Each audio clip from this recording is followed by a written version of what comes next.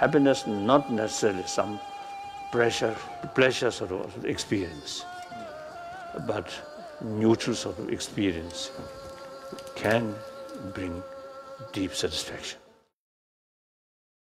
A year after losing the use of their legs, and a year after winning the lotto, lottery winners and paraplegics are equally happy with their lives.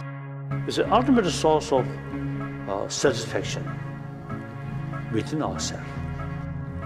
Because happiness can be synthesized. People who spend their money on others feel happier. And while people who spend it on themselves don't necessarily become less happy, their happiness is unchanged. Connection is why we're here. You're all here today because someone gave you strength. And shame is really easily understood as the fear of disconnection. If you're scared, look into your partner's eyes. You will feel better.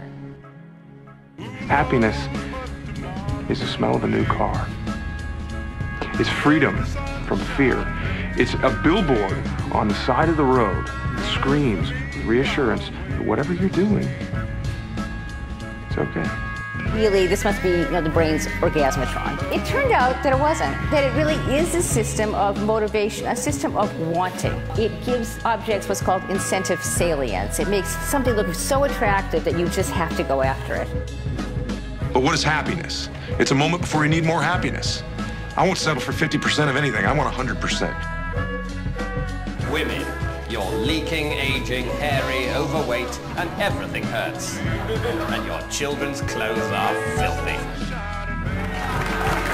Now I'm free to live my own life, my way. Advertising sells you things you don't need and can't afford that are overpriced and don't work. And they do it by exploiting your fears and insecurities. And if you don't have any, they'll be glad to give you a few by showing you a nice picture of a woman with big tits. It creates an itch. You simply put your product in there as a kind of calamine lotion. This shame, this I'm not good enough, which we all know that feeling. I'm not blank enough, I'm not thin enough, rich enough, beautiful enough, smart enough, promoted enough. The thing that underpinned this was excruciating vulnerability. More fear there cannot trust. In order for connection to happen, we have to allow ourselves to be seen, really seen. To find real peace, you have to let the armor go. You can't say, here's the bad stuff.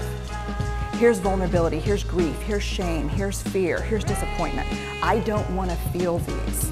I'm going to have a couple of beers and a banana nut muffin. Fear is the opposite of love.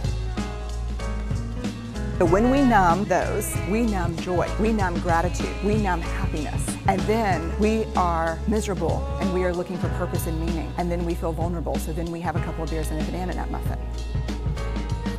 The people who have a strong sense of love and belonging believe they're worthy of love and belonging. That's it. Because happiness can be synthesized. It's not joy that makes us grateful, it's gratitude that makes us joyful.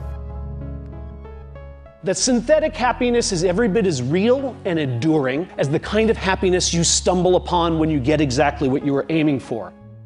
And so these folks had, very simply, the courage to be imperfect. It's much cooler to be detached and apathetic, right? I get it.